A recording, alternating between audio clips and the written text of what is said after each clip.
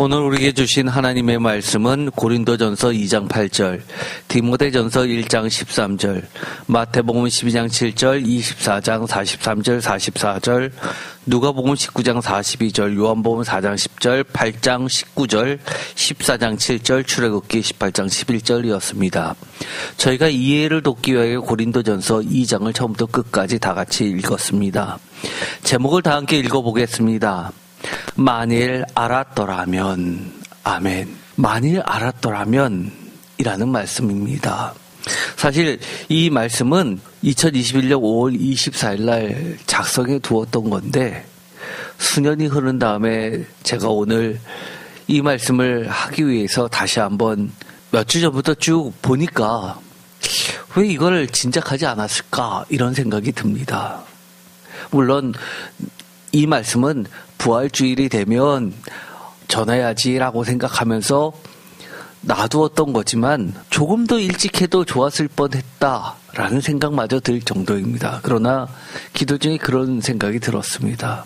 이렇게 몇 년이 지나도록 감춰져 있다가 오늘 이렇게 말씀을 전하게 된 것은 아마 이 예배 시간을 소중히 여기고 나오신 성도님을 위하여 하나님께서 특별히 준비하신 말씀이 아닌가라는 생각이 들어서 오히려 제가 감사했습니다. 고린도전서 2장 6절 그러나 우리가 온전한 자들 중에는 지혜를 말하노니 이는 세상의 지혜가 아니요 또 이 세상에서 없어질 통치자들의 지혜도 아니요 7절 오직 은밀한 가운데 있는 하나님의 지혜를 말하는 것으로 곧 감추어졌던 것인데 하나님의 우리의 영광을 위하여 만세전에 미리 정하신 것이라. 만세전에 미리 정하였다고 하지만 그것이 감추어져 있다고 말합니다. 비밀이라고 합니다.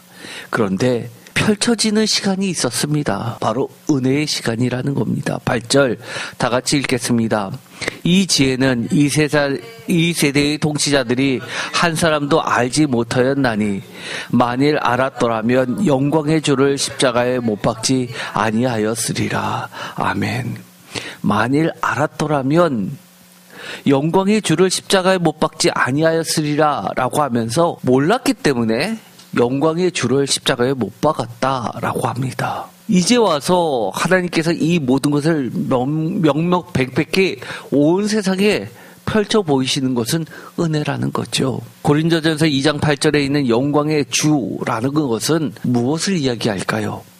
예수 그리스도의 부활, 이것을 한마디로 이야기하면 영광의 주라고 이야기합니다. 그런데 사도 바울은 이 부활하신 예수님만을 영광이라고 했을까요? 그렇지 않습니다. 사도 바울에게 있어서는 하나님의 능력은 철저하게 십자가입니다. 예수 그리스도의 십자가. 십자가의 예수 그리스도입니다. 예수 그리스도의 부활에 높아진 하나님의 영광의 십자가를 지닌 우리 주 그리스도 예수 그리스도, 이것은 바로 다름이 아니라 세상에 그 누구도 예외 없이 우리 모두는 죄인임이 명명백백히 드러나고 증명된 십자가 사건이라고 이야기를 합니다. 이것은 한마디로 말해서 사도 바울 자신이 자기 고백적, 어떻게 보면 유일한 아쉬움과 짙은 후회를 나타내는 그런 말입니다. 특히 한마디, 만일 알았더라면 이라는 겁니다. 만일 알았더라면 사도 바울은 너무너무 후회하고 있었습니다. 만일 알았더라면 내가 예수 그리스도를 박해하지 않았을 텐데, 내가 예수 그리스도를 믿는 자들을 박해하지 않았을 텐데, 심지어 예수 그리스도를 믿는 자들을 박해하는 것이 예수 그리스도를 박해하는 것이라는 것조차도 몰랐던 사도 바울인데 성령님에 의해서 예수 그리스도를 만나고 나니까 깨닫게 되는 겁니다. 만일 알았더라면 이라고 그렇게 편지를 써 나가고 있습니다. 만일 알았더라면, 즉 알지 못했기 때문에 벌어진 일들이 있다는 겁니다. 알지 못했기 때문에 행했던 후에 막심한 일들이 있었다는 겁니다. 여러분 그런 게 없습니까? 사도 바울은 이렇게 이야기합니다. 몰랐기 때문에 영광의 주님을 십자가에 못 박았다고 이야기합니다. 이 이야기는 사도 바울의 이야기만일까요? 아니요. 심지어 21세기 한국에 살고 있는 나도 모르면, 알지 못하면 주님을 십자가에 못 박는다는 것을 말하고 있는 겁니다. 그 누구도 예외가 될 수 없다는 겁니다. 영광의 주님, 이것은 부활신앙을 정확히 그리고 제대로 신앙의 중심 가운데 정립하지 못한 대충, 건성건성, 짝퉁 모양만 있는 그런 신앙으로 기독교인이요 예수님을 믿는다고 스스로 주장하지만 고백은 하지만 정작 부활의 신앙생활을 못하는 영적으로 죽어있는 신앙으로 전락하게 됨을 말하고 있는 겁니다. 몰랐기 때문에 우리는 하나님을 믿는다고 하지만 제대로 모르기 때문에 부활하신 예수님을 온전히 바라보지 못하고 내 신앙은 그저 영적으로 죽어있는 상태의 그런 신앙이라는 겁니다. 한마디로 여러 가지 중요한 신앙 가운데 어떤 것은 내가 받아들이고 어떤 것은 대충 띄엄띄엄 건성건성 정말 모양은 신앙인인데 모양은 기독교인인데 정말 짝퉁 기독교인이라는 겁니다. 우리가 신앙생활을 하다 보면 그런 분들 많이 만나게 됩니다. 내가 신앙생활 몇십 년을 했는데 이제서야 알게 됐습니다. 그동안 제가 신앙생활을 도대체 어떻게 했는지 모르겠습니다. 교회도 다녔고 기도도 했어요. 성경 말씀도 들었습니다. 그런데 돌이켜보니 너무 제가 몰랐습니다. 그런 이야기 많이 합니다. 내 삶에 예수 그리스도께서 세상을 이미 완전히 이긴 첫 열매를 따라 십자가의 도, 길도 짜, 진리도 짜, 말씀도 짜. 이 십자가의 도를 따라가는 제자의 삶을 전혀 못 사는 마치 어항 속의 관상용 물고기 또는 쇼윈도우 상에 만나는 내 것에 실체 없는 보여주기 모양만 있는 신앙, 마치 모양만 수박 같은 신앙 마찬가지입니다. 모양은 그럴싸한데 실체가 없습니다. 사도 바울이 몰랐을 때와 알았을 때는 달라졌습니다. 완전히 달라졌죠. 어떻게 해요? 위대한 고백을 합니다. 예수 그리스도의 십자가 사건은 첫 열매라고 과감히 이야기합니다. 그러면서 심지어 이런 이야기까지 하죠. 부활 신앙이 없다면 믿음이 헛된 것이다 라고까지도 너무 과격적으로 이야기하는 것처럼 들릴지 모르지만 그런 중요한 이야기를 합니다. 우리가 왜 십자가의 길을 못 갑니까? 사도 바울에 의하면 딱 이겁니다. 부활 신앙을 믿지 못하기 때문에 부활이 과연 나에게 일어날까?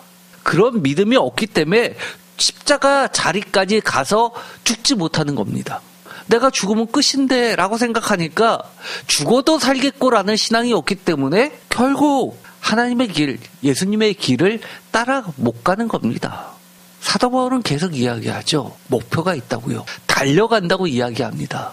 예수 그리스도의 십자가의 그 목표를 향해서 달려간다고 고백하고 있습니다. 세 번째, 모르면 정말 만일 알았다면 하지 않았을 것을 하는 게 세 번째, 조금이라도 십자가의 길만 나오면 요리조리 피하는 미꾸라지 짝퉁 신앙 돼버립니다. 요럴 때 슬쩍 피하고요. 저럴 때 슬쩍 피하고. 신앙생활 할 때 고난의 길이 없다고요. 나는 승승장구한다고요. 가만 생각해 보셔야 됩니다. 정말 십자가의 길로 가고 있는지 세상은 악해서요.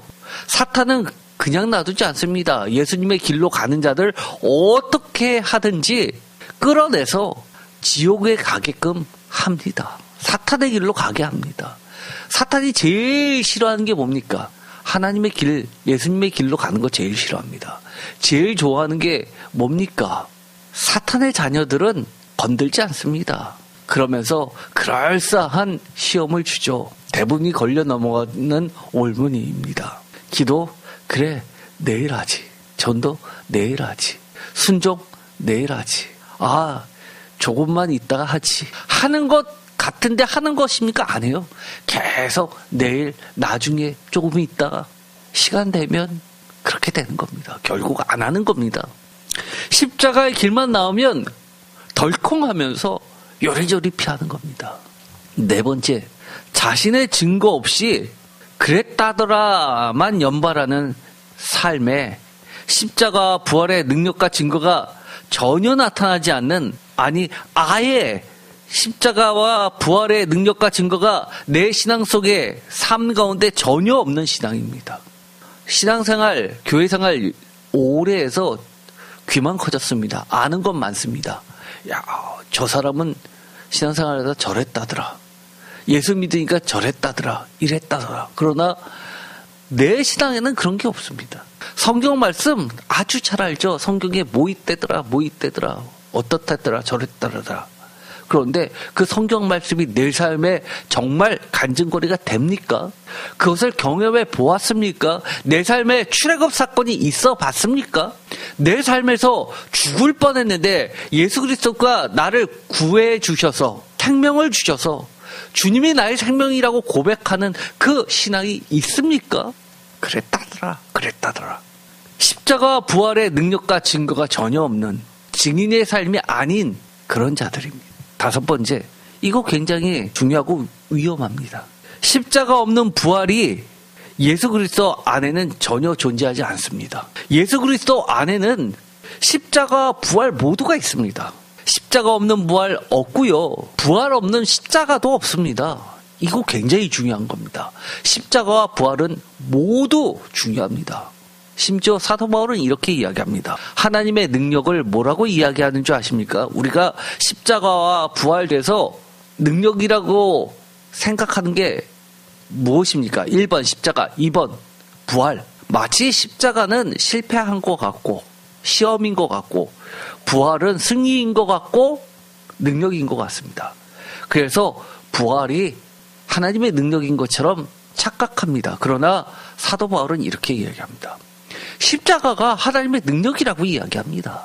십자가 없는 부활, 부활 없는 십자가, 사도 바울에게 있어서는 결코 존재하지 않습니다. 예수 그리스도, 십자가 없는 부활의 예수 그리스도, 그건 상상조차 못하는 일입니다. 예수 그리스도 안에는 십자가와 부활이 공존합니다. 온갖 세상 기준대로의 남들 부러워하는 트로피만을 마치 부활의 능력인 것처럼 착각하며 좋아하는 거짓 신앙. 이것은 아예 제가 그렇게 이야기합니다. 불신앙입니다. 신앙도 아닙니다. 착각하지 마세요. 부활만을 강조하는 교회 있습니다. 말도 안 됩니다. 레파토리 똑같습니다. 사람만 바뀌었지 간증하는 그 순서나 내용이 흐름이 똑같습니다. 승리 좋죠. 그 승리가 하나님의 승리입니까? 세상의 승리입니까? 우리가 이거 잘못하다가는요 어떻게 돼가는 줄 아십니까? 유교됩니다. 기독교가 아니라 유교입니다. 유교. 입신양명. 하나님께 영광을 돌린다고요? 내 자녀가 잘 돼가지고 세상에 영향력 끼치는 게 참 증인이라고요?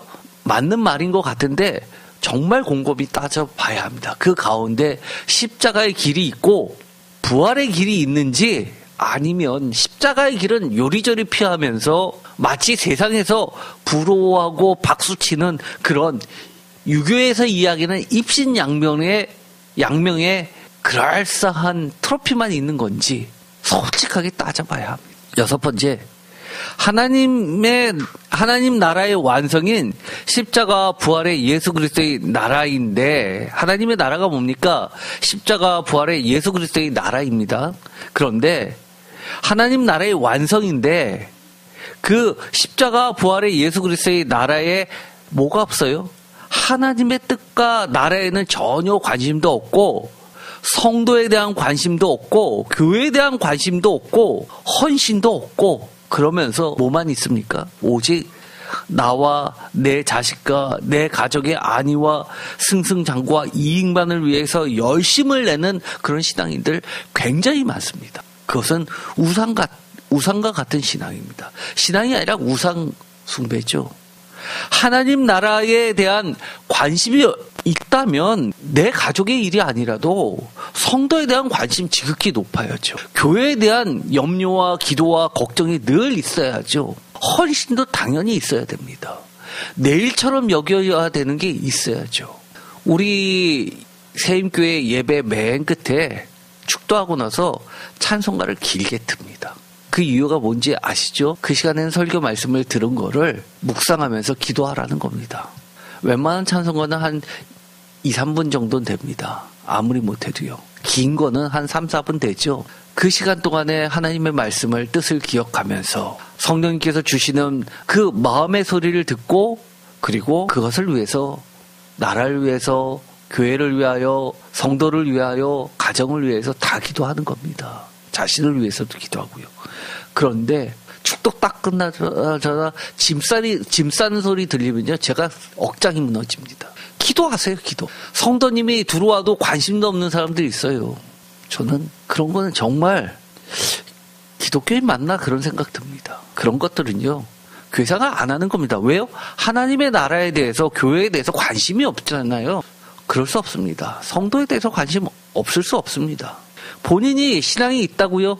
돌이켜보세요. 내가 교회에 대해 얼마나 헌신하고 봉사하고 그리고 관심이 있고 기도를 하고 내 자녀가 잘 되고 내 가정이 잘 되는 것보다 교회가 잘 되고 교회 성도님들이 잘 되는 게 더 기쁜지 그렇지 않은지 보면 딱 압니다. 드러나게끔 되어 있습니다. 십자가 부활의 예수 그리스도를 바라본다는 것은 하나님의 뜻과 나라와 교회와 성도에 대해서 관심이 있다는 증거입니다. 7번째, 하나님을, 예수님을 온전히 알고자 하는 겸손한 마음이 없이 이러신 분들 계시죠. 나는 다 알아. 또는 그 정도는 나도 알아. 알 만큼 알아. 내가 신앙생활을 얼마나 많이 했는데, 사실 권사님 정도 되시면은요, 최소한 20-30년은 하셨던 분들이 많이 계십니다. 그래서 웬만한 설교는요, 그분들 귀에 안 찹니다. 가장 양육시키기 어려우신 분들이 신앙생활 오래 하신 분들입니다. 오히려 초신자들은 양육하기가 훨씬 쉽습니다. 예배 안 빼먹지, 11조 정확하게 하지, 수요예배 금요철야, 주일예배 새벽예배 지키지, 나처럼 예배 열심히 하는 사람 얼마나 돼? 라고 하시는 분들 계세요. 그리고 또 이런 분들 계십니다. 말씀이야 내가 안 봐서 그렇지 내가 보려고 작정만 하면 얼마든지 잘 볼 수 있어. 이러신 분들 계세요. 아니면 책 몇 권 사서 보면 되지 그러신 분 계십니다. 어이없습니다 진짜. 또는 잠깐 쉴 수도 있지 이 정도 가지고 뭘 그러시나 그러는 분들 계세요. 이것도 아주 심각한 분입니다. 아우 지금은 너무 힘들어서요. 힘들면 정상적이면 어떻게 해야 되죠? 하나님 앞에 더 매달려야 되는데 내가 힘드니까 좀 쉬었다 한다고 합니다. 신앙생활이 일입니까? 저는 정말 힘들면 하나님한테 달려갑니다. 그게 대부분의 신앙인의 공통점입니다. 힘들면 주여가 저절로 나오게끔 돼 있는 겁니다. 성경 공부도 말씀 묵상도 성령님의 인도하심 없이 내가 다 마음만 먹으면 언제든지 잘할 수 있다. 심지어 내가 목사님보다 학식이 모자라. 인생을 덜 살았어. 경험이 없어. 말씀을 배우는데 꼭 목사님이 왜 필요해. 내가 기도하고 말씀 보면 하나님이 다 알려주신다면서 그럼 되지 뭐. 지금 성령의 시대 아니야? 뭐 이러신 분들 계세요. 심지어 목사님의 머리 위에까지 올라가 있다고 얘기하시는 분 계세요. 자기 아들은 너무너무 똑똑해서 목사님들 머리 위에 올라가 있다고 그렇게 자랑하시는 분 계셨습니다. 저희 교회도요. 여러 가지 것들을 통해서 결국은 예수님을 십자가 부활의 능력을 정말 몰랐기 때문에 교만에 빠지게 됩니다. 사도 바울은요 얼마나 후회를 했냐 하면 디모데전서 1장 13절에 보면 사도 바울의 기쁜 후회가 나와 있습니다. 그러면서 뭐라고 이야기하냐면 내가 믿지 않았을 때에 알지 못하고 행했던 일이라고 이야기합니다. 디모데전서 1장 12절 나를 능하게 하신 그리스도 예수 우리 주께 내가 감사함은 다 같이 읽겠습니다. 나를 충성되이 여겨 내게 직분을 맡기심이니. 사도 바울에게 이 직분은 어떤 직분이었습니까? 어떤 직분이었습니까? 십자가의 길을 가는 직분이었습니다. 결국 순교하게 됩니다. 사도 바울이 성경에 나와 있는 큰 사건, 사도 바울이 감옥에 갇힌 사건이 3번 나오게 됩니다. 그 정도로 남들 다 가고 싶지 않은 직분입니다. 그런데 뭐라고 이야기합니까? 나를 능하게 하신 그리스도 예수 우리 주께 내가 감사함은 이라고 이야기합니다. 그러면서 부족하지만 나를 충성되이 여겨주셨다라고 이야기합니다. 13절 다 같이 읽겠습니다. 내가 전에는 비방자여 박해자여 폭행자였으나 도리어 긍휼을 입은 것은 내가 믿지 아니할 때에 알지 못하고 행하였습니다. 아멘. 뭐라고요? 내가 믿지 아니할 때 알지 못하고 행하였습니다. 과거에 어땠길래요? 비방자요, 박해자요, 폭행자였다라고 이야기합니다. 표준세 번역은 이렇게 이야기합니다. 내가 전에는 다 같이 읽겠습니다. 회방자요, 박해자요, 폭행자였습니다. 어떤 자요? 회방자. 여러분, 하나님 일에 대해서, 하나님의 뜻에 대해서 회방 넣는 사람들입니까? 나는 그것이 열심이라고 생각하는데 열심히 회방 넣는 사람들이 있습니다. 그러지 마세요. 나중에 깨닫게 됐을 때 정말 후회합니다. 그러면서 사도 바울이 고백하는 게 있습니다. 내가 믿지 아니했을 때 알지 못하고 행했는데 하나님께서 표준세 번역대로 하면 하나님께서 나에게 자비를 베푸셨습니다 라고 이야기합니다. 하나님의 은혜 아니었으면 어쩔 뻔했습니까? 라고 이야기하는 겁니다. 14절 다 같이 읽겠습니다. 우리 주의 은혜가 그리스도 예수 안에 있는 믿음과 사랑과 함께 넘치도록 풍성하였도다. 믿보다 모든 사람이 받을 만한 이 말이요. 그리스도 예수께서 죄인을 구원하시려고 세상에 임하셨다 하였도다. 죄인 중에 내가 괴순이라. 아멘. 너무너무 유명한 말씀이죠. 사도 바울이 고백한 게 뭡니까? 예수께서 죄인을 구하시려고 세상에 임하셨다. 나 빼고 나는 죄인이 아니니까 죄인인 나 빼고 다른 사람을 다 구하고 나는 죄인이 아니니까 나는 이미 구원에 들어갔고 라고 이야기합니까? 아니요. 나는 죽을 수밖에 없는데 하나님께서 은혜를 베푸시고 자비를 베풀어 주셔서 이 괴수 중에 괴수인 나를 용서해 주시고 감사하게도 직분까지 맡겨주셨다고 이야기합니다. 그 직분이 뭡니까? 십자가의 길을 가게 해주셨다는 겁니다. 16절 다 같이 읽겠습니다. 그러나 내가 국료를 입은 까닭은 예수 그리스도께서 내게 먼저 일체 오래 참으심을 보이사 후에 주를 믿어 영생 얻는 자들에게 본이 되게 하려 하심이라. 영원하신 왕 곧 썩지 아니하고 보이지 아니하고 홀로 하나이신 하나님께 존귀와 영광이 영원 무궁토록 있을지어다. 아멘. 부활하신 예수 그리스도를 어떻게 표현하고 있습니까? 영원하신 왕, 썩지 아니하시는 왕, 보이지 아니하시는 분, 홀로 하나이신 분, 하나님께 존귀와 영광이 영원 무궁 있을지어다 라고 예배드리고 있습니다. 표준세 번역으로도 읽어보겠습니다. 영원하신 왕 곧 없어지지 않고 보이지 않는 오직 한 분이신 하나님께 존귀와 영광이 영원 무궁하도록 있기를 빕니다. 사실 이 17절의 말씀은 글자 그대로는 하나님에 대해서 이야기를 합니다. 그러나 쪼개서 읽어보면 이것이 하나님에 대한 이야기인지 예수님에 대한 이야기인지 분간하지 못합니다. 특히 어떤 부분이요? 썩지 아니하고 썩는다라는 이야기는 뭡니까? 장사되어 묻혔다라는 이야기입니다. 그런데 하나님이 한 번도 장사되신 적이 없습니다. 죽으신 적이 없습니다. 썩지 아니하고라는 말을 굳이 할 필요가 없는데 썩지 아니하고 십자가 사건을 상정하는 듯한 말을 집어넣으면서 예수님과 하나님은 사실상 본질적으로 한 분이심을 이야기하는 겁니다. 사도 바울은 이렇게 편지를 쓰는 겁니다. 자기에 있어서 예수 그리스도는 곧 주님이시다, 하나님이시다 이렇게 고백하는 겁니다. 본질적으로 같은 분이시다라고 이야기합니다. 18절 그러면서 이렇게 이야기하죠. 다 같이 읽겠습니다. 아들 디모데야 내가 내게 이 교훈으로서 명하노니 전에 너를 지도한 예언을 따라 그것으로 선한 싸움을 싸우며 믿음과 착한 양심을 가지라. 어떤 이들은 이 양심을 버렸고 그 믿음에 관하여서는 파선하였느니라. 아멘. 일생일대의 후회가 있었습니다. 사도 바울이요. 그리고 나서 그가 한 것이 무엇입니까? 아들 디모데에게 아들이라는 것은 유대교에서 전통적으로 제자에게 하는 말입니다. 요한 1서, 2서, 3서에서도 자녀들아라고 이야기하는 것은 목회자가 성도들에게, 스승이 제자들에게 하는 칭호입니다. 디모데가 누굽니까? 사도 바울의 제2의 바울이라고 할 정도의 수제자입니다. 죽기 전에 디모데에게 마지막 유언을 할 때 어떤 말을 하겠습니까? 가장 중요한 내가 정말 이것만큼은 내가 후에 막심했던 일을 이야기하는 겁니다. 이게 무엇입니까? 목회서신이라는 겁니다. 목회를 할 때, 양육을 할 때 이것만큼은 잊지 말아라 라고 하면서 전하는 게 이겁니다. 전에 너를 지도한 예언을 따라 그것으로 선한 싸움을 싸우고 믿음과 착한 양심을 가지라.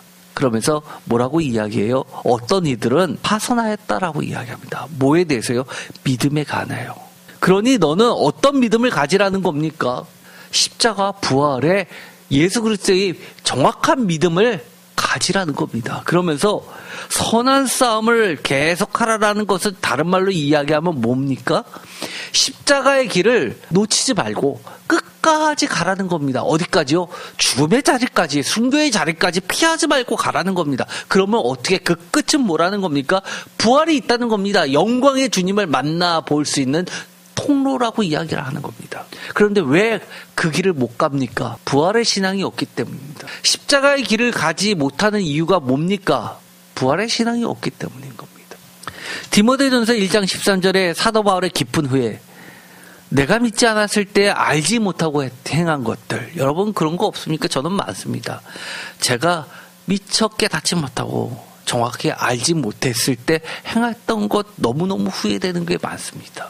그런데 이 깊은 후회가 사도 바울은 은혜의 고백이 됐습니다. 감사하는 것은 이라고 이야기합니다. 그러면서 굳은 결단을 하죠.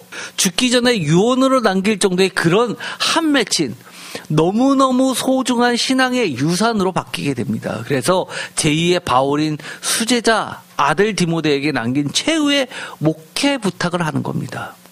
바울의 목회에서 가장 소중한 자산이 뭡니까? 목회와 양육의 대원칙, 십자가 부활의 믿음입니다.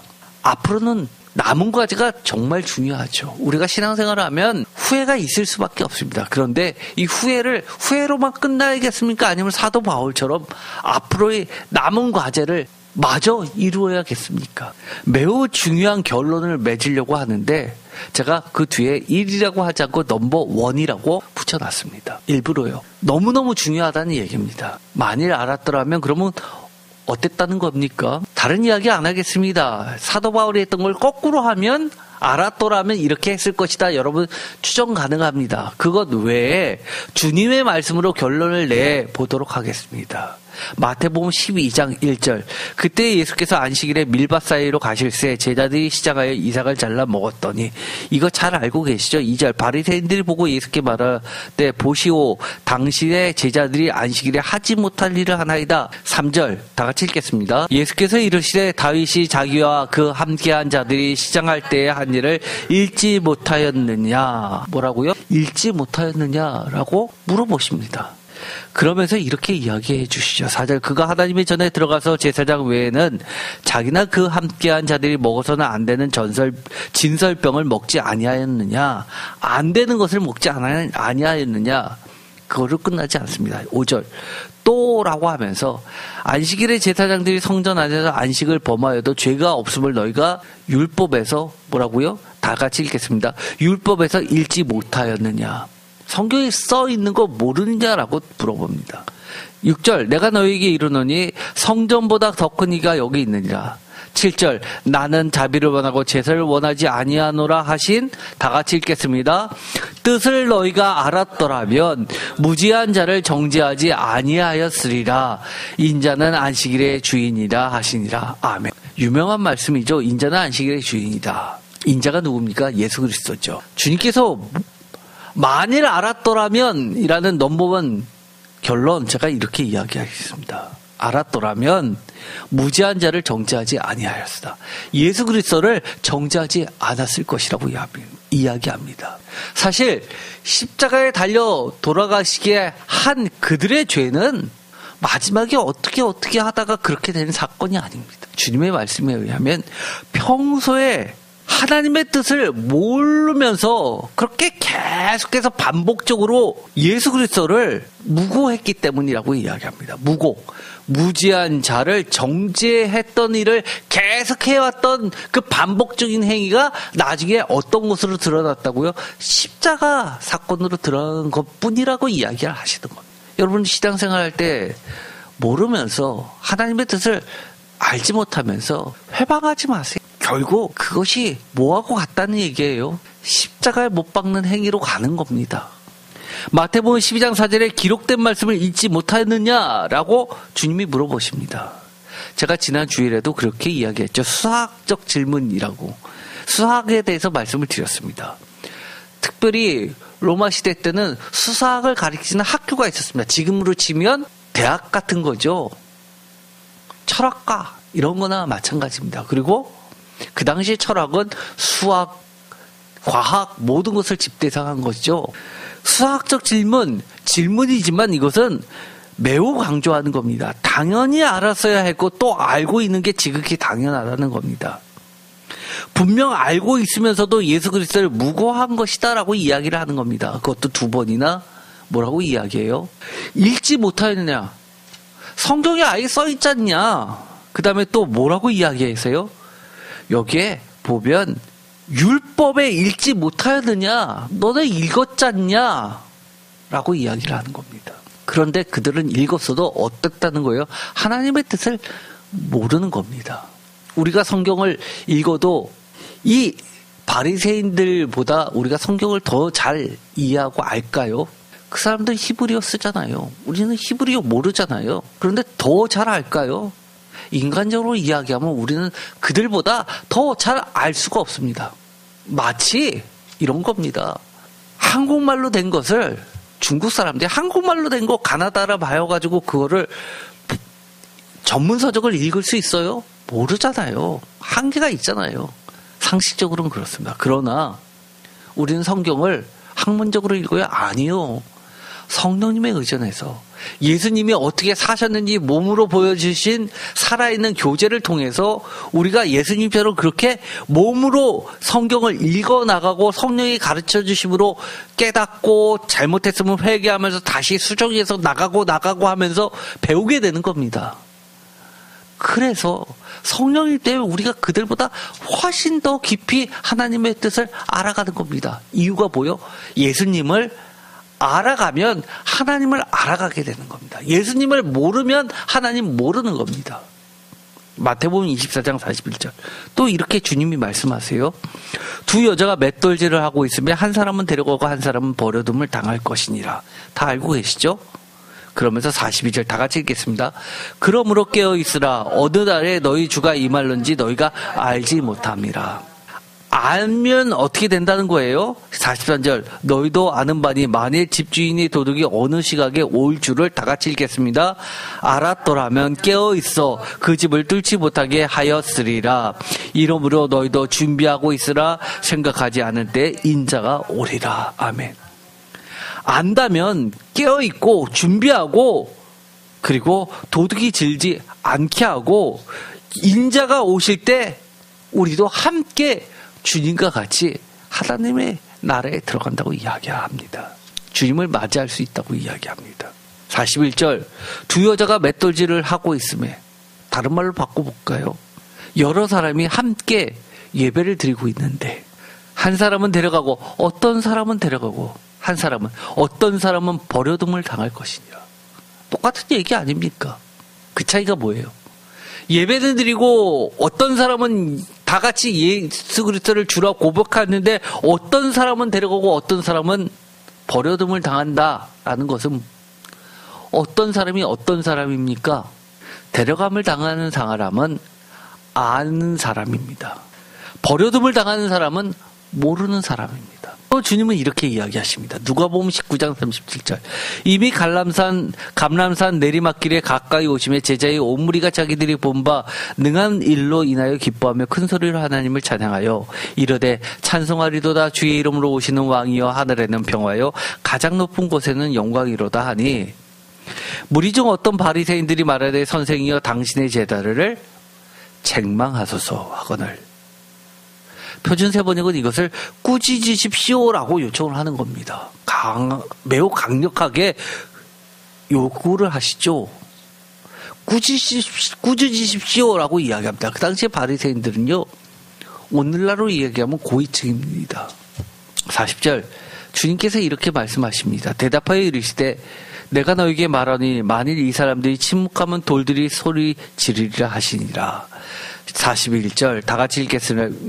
다 같이 읽겠습니다. 가까이 오사 성을 보시고 우시며 이르시되 너도 오늘 평화에 관한 일을 알았더라면 좋을 뻔하였거니와 지금 내 눈에 숨겨졌도다. 아멘. 뭐라고요? 알았더라면 그런 소리 안 했을 텐데. 그런 말 했다는 것만 문제입니까? 그들이 마음속에 이 바리새인들은 주의 이름으로 오시는 왕으로 예수 그리스도를 받아들이지 못했다는 겁니다. 그러면서 어떻게 이야기하세요? 몰랐기 때문에 43절 이런 재앙이 온다는 겁니다.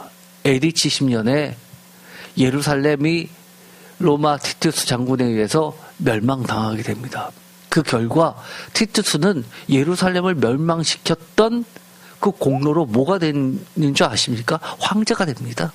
그만큼 로마에게 있어서는 예루살렘 함락이 쉽게 될 줄 알았는데 너무너무 시간이 오래 걸렸던 겁니다. 자존심이 완전히 상했던 사건입니다.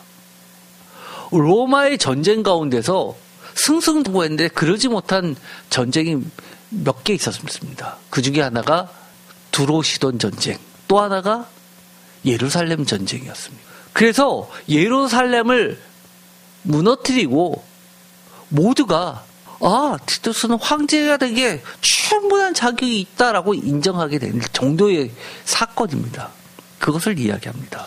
43절 날이 이를지라 내 원수들이 토둔을 쌓고 너를 둘러 사면으로 가두고 또 너와 및 그 가운데 있는 내 자식들을 땅에 메어치며 돌 하나도 돌 위에 남기지 아니하리니 왜 이런 이야기를 하세요? 돌들이 소리치리라라고 말씀하셨기 때문입니다. 그래서 돌을 이야기하십니다. 돌 위에 남기지 아니하리니 이는 내가 보살핌을 받는 날을 다 같이 읽겠습니다. 알지 못함을 이남이니라 하시니라. 아멘. 이 글자 그대로 하면 내가 보살핌을 받는 날을 알지 못했기 때문에 이런 재앙이 있다라고 1차적으로는 읽힙니다. 그러나 중의적으로 이것은 무엇을 알지 못했다는 겁니까? 내가 보살핌을 받는 날이 어떤 날이라는 겁니까? 재앙의 날에 피할 수 있는 날, 방법이 아니라 어떤 날이라는 거예요? 중의적으로 하면 예수님이 오시는 날, 야훼께서 임하시는 날, 하나님께서 이 땅에 오신 날, 예루살렘에 입성하시는 날, 예수님을 구주로 고백해야 되는 날을 몰랐다는 얘기입니다. 이처럼 예수님은 심각하게 이야기하십니다. 아냐 모르느냐 차이가 우리의 생명이 왔다 갔다 합니다. 그런데 이렇게 이야기한다고요? 내일 하지 뭐, 쉬었다 하지 뭐, 내가 마음만 먹으면 언제든지 잘 안다고요? 사탄의 전략에 넘어가지 마세요. 틈나면 교회에서 성경 공부한다고 말씀 배운다고 예배 드린다고 하면 달려나오세요. 기쁜 마음으로. 그래야 되는 겁니다. 어디에 가서 하나님을 배우고 어디 가서 예수님을 배우겠습니까? 하나님의 말씀을, 예수님의 뜻을 알게 되겠습니까? 교회 말고 어디가 있겠어요? 요한복음 4장 10절 다 같이 읽겠습니다. 예수께서 대답하여 이르시되 내가 만일 하나님의 선물과 또 내게 물 좀 달라 하는 이가 누구인 줄 알았더라면 내가 그에게 구하였을 것이요 그가 생수를 내게 주었으리라. 아멘. 이 구절 잘 아시죠? 사마리아 여인과의 대화입니다. 알았더라면. 몰랐기 때문에 그물을 달라라고 이야기합니다. 그러나 그녀가 깨닫는 순간 어떻게 됩니까?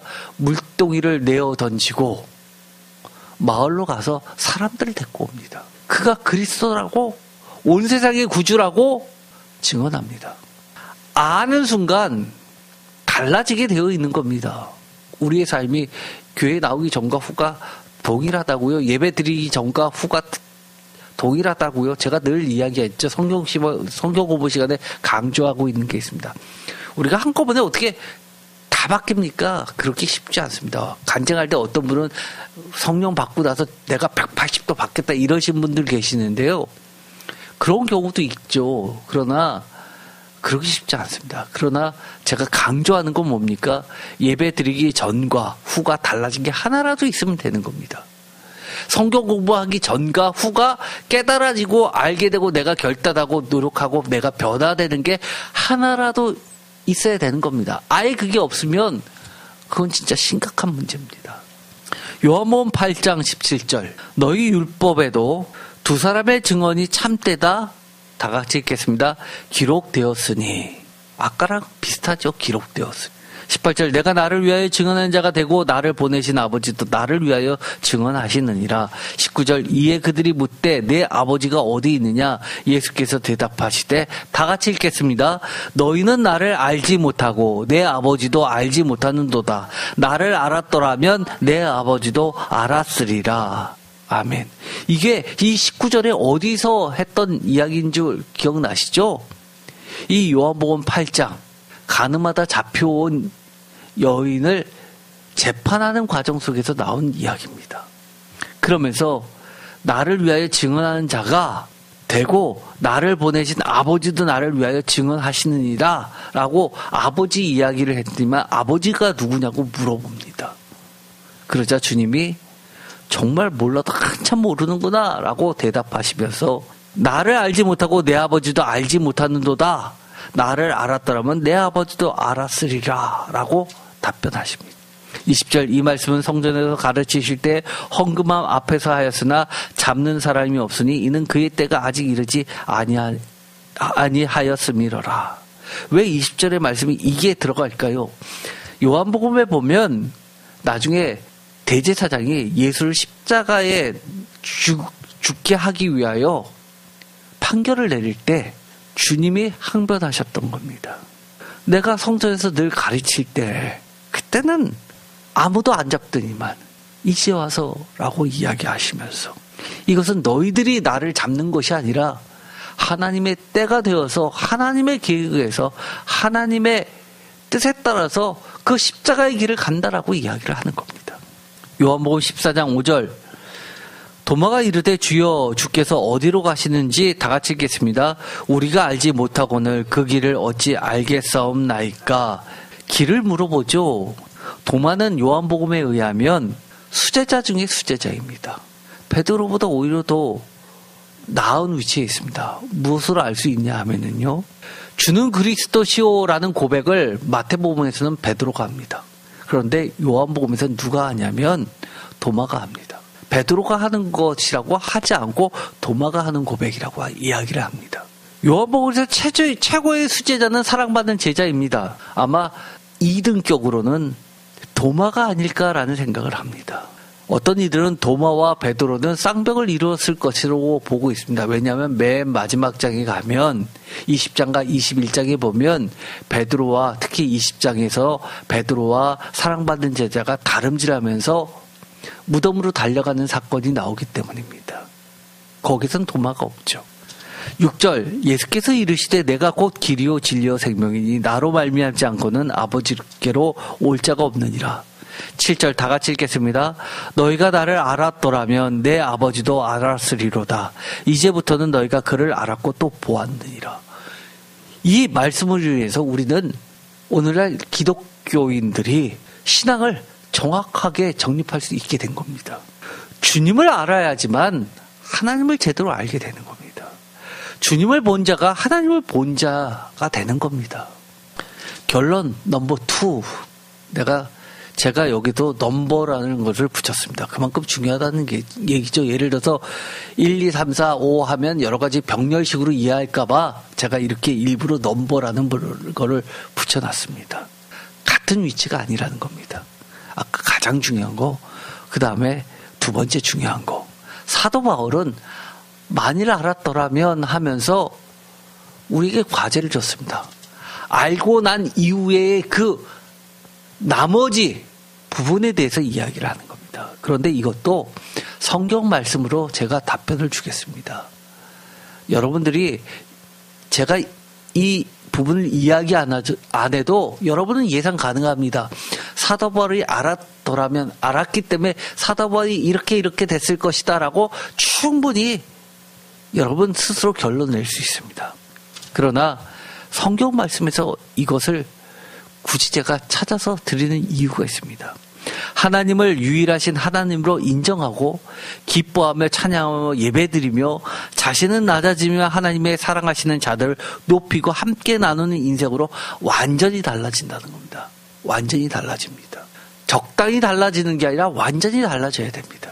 출애굽기 18장 8절 모세가 여호와께서 이스라엘을 위하여 바로와 애굽 사람에게 행하신 모든 일과 길에서 그들이 당한 모든 고난과 여호와께서 그들을 구원하신 일을 다 그 장인에게 말하며. 어떤 분들은 그럽니다. 예수님을 알았더라면 이래야 되는데 왜 예수님 이야기가 없는 구약에서 하나님 이야기를 합니까? 제가 좀 전에 그랬잖아요. 예수님이 하셨던 말씀으로 넘버1이라고 했던 것. 예수님을 알아야지만 하나님도 알게 되는 겁니다. 예수님 모르면 하나님 모르는 겁니다. 반대로 하나님을 알면 예수님 알 수밖에 없습니다. 사도 바울이 예수님을 박해했던 거는 사도 바울의 표현대로 하면 뭡니까? 하나님을 제대로 몰랐다라고 하는 겁니다. 그래서 구약에서 일부러 말씀을 나눕니다. 출애굽 사건이 일어났습니다. 그리고 나서 장인에게 갑니다. 9절 다 같이 읽겠습니다. 이드로가 여호와께서 이스라엘에게 큰 은혜를 베푸사 애굽 사람의 손에서 구원하심을 기뻐하여 이드로가 이르되 여호와를 찬송하리다 너희를 애굽 사람의 손에서 바로와 바로의 손에서 건져내시고 백성을 애굽 사람의 손 아래에서 건지셨도다. 11절 다 같이 읽겠습니다. 이제 내가 알았도다 여호와는 모든 신보다 크심으로 이스라엘에게 교만하게 행하시는 그들을 이기셨도다 하고. 뭐라고요? 정말 알면은요 이렇게 바뀌는 겁니다. 기뻐해야죠. 이드로가 여호와께서 큰 애를 베푸시고 구원하심을 기뻐하는 것처럼 기뻐해야죠. 자기 일처럼 기뻐해야죠. 그러면서 또 하는 게 있습니다. 여호와를 찬송합니다. 이드로가 모세에게 야, 너 대단해. 너 능력 있어. 역시 어릴 때부터 그 궁정에서 후계자라고 그렇게 교육을 받았지만 역시 달라라고 이야기합니까? 아니요. 여호와를 찬송합니다. 건져내시고 건지셨도다라고 반복해서 이야기합니다. 성경에 양피지가 얼마나 비쌉니까? 그 당시에는 양피지라는 거 파피루스입니다. 그런데도 불구하고 이렇게 반복해서 썼다는 거는요. 오늘날로 이야기해서 컴퓨터에서 A4지 싼 걸로 쓴다고 하면 건져내시고 건져내셨더라를 몇 페이지에 걸쳐서 계속 똑같이 복사기 붙여넣기 해서 쫙 쓰는 겁니다. 입만 열면 하나님이 건져주셨어. 하나님이 건져주셨어. 정말 하나님이 너희들 건져주셨어.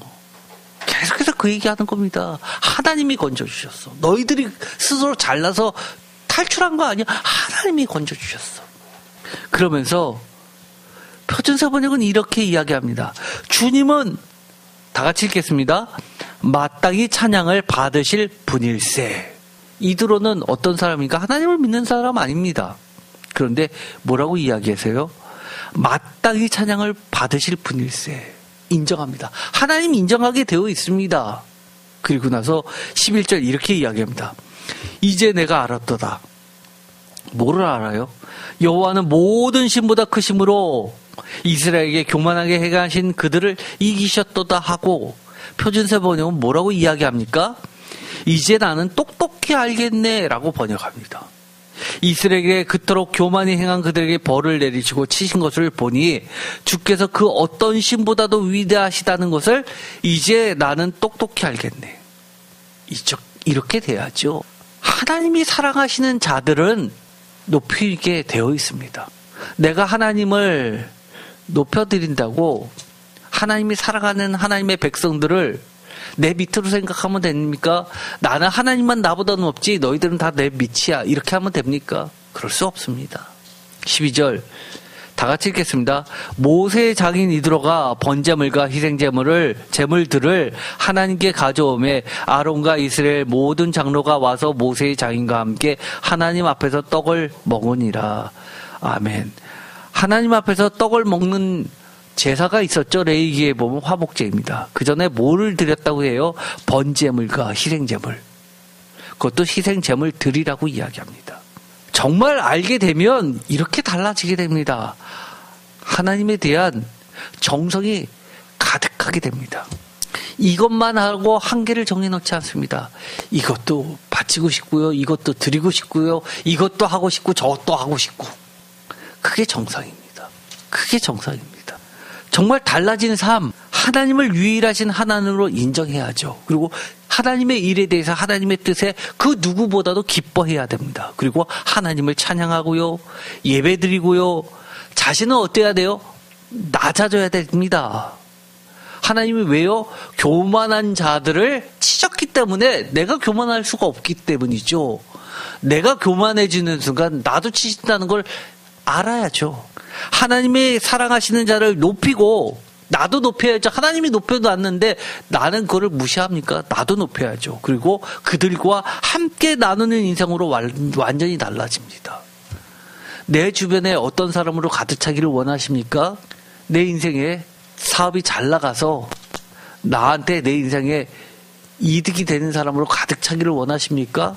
내가 어려움 당했을 때, 부탁했을 때 문제 척척해지게 정도로 정치적으로 힘있고 경제적으로 힘있는 사람 가득 차기를 원하십니까? 그러고 나서 그렇게 이야기합니까? 하나님이 역사는 사람을 통해서 역사하신다, 그렇게 이야기하실 겁니까? 저는 그거는 달라지지 않았습니다. 저는요, 완전히 달라진 사람은요, 달라진 사람은 내 주변에 어떤 사람으로 가득 차기를 원하십니까? 하나님의 사람들로서 가득 차기를 원하는 겁니다. 여러분 주변에 진짜로 하나님을 잘 믿는 사람 몇 명이나 됩니까? 내 신앙에 정말 바른 길 가게끔 인도해 주는 사람 몇이나 있습니까? 없으면 그런 목사님이라도 계십니까?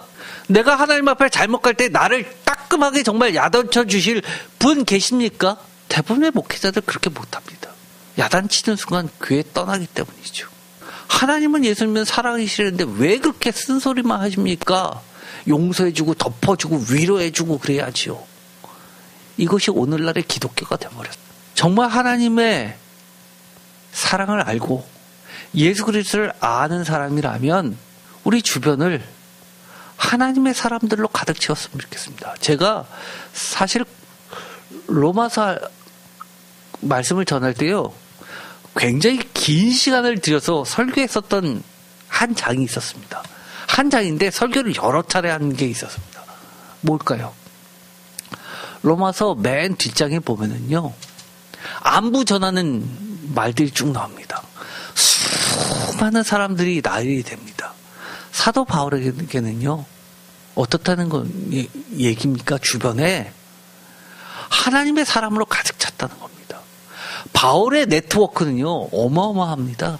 어떻게 보면 바울이 지금 바울이 될 수 있었던 거는 함께하는 하나님의 사람들이 많았기 때문입니다. 그 길 외롭지 않았습니다. 지난 주일에도 유두고 사건을 이야기하면서 급히 에베소로 갑니다. 장로를 초청하는데 장로들이 다 찾아옵니다. 그러면서 눈물을 껴안으면서 같이 기도해 줍니다. 바울이 가는 그 십자가의 길을 알면서 함께 기도해 주는 그들이 있었습니다. 저는요, 우리 새인교회 성도들, 목회자나 성도나 다 마찬가지입니다. 하나님 앞에 갈 때 우리 모두 이렇게 됐으면 좋겠습니다. 하나님의 사랑하심을 받는 자들로 모두 됐으면 좋겠습니다. 서로가 서로를 정말 예수 그리스도의 십자가와 그 부활의 길로 갈 수 있도록 서로를 위해서 기도해 주고요, 헌신해 주고요, 묶어 주고요. 우리의 목표가 교회 생활 잘하는 겁니까? 아니요, 그렇지 않아요. 하나님이 인정 안 해주시면 끝인. 우리 정말 알았으면 좋겠습니다. 알아서 정말 후회 없는 자들 모두 됐으면 좋겠습니다. 이것은 저의 결론입니다. 아까 두 가지는 예수님이 하셨던 말씀을 가지고 이야기를 했습니다. 후회 없는 참 그리스도인 됩시다. 이게 저의 결론입니다. 우리가 신앙생활 때 후회 없이 신앙생활하는 거 얼마나 행복한 겁니까? 십자가 없는 부활 신앙만을 쫓으며 믿는 것이 아니고 부활 없는 십자가 신앙만을 믿고 쫓는 것도 아닙니다. 아까도 이야기했죠. 부활 없는 십자가 신앙이 뭡니까? 예를 들어서 고행 같은 겁니다. 내가 신앙생활을 꼭 십자가를 지고 어렵게 해야지만 내가 신앙생활을 하는 것 같이 생각하시는 분들 계십니다. 아니요, 그렇지 않아요. 그 고난의, 십자가의 길이 고난의 길이라는 것은 하나님의 정하시는 겁니다. 내가 정한다고 내가 그 길로 어려운 길 일부러 가야지만 된다고요? 아예 그렇지 않습니다. 어떤 분들은요, 제가 보기에도 참 편안하게 신앙생활 하시는 분 계십니다.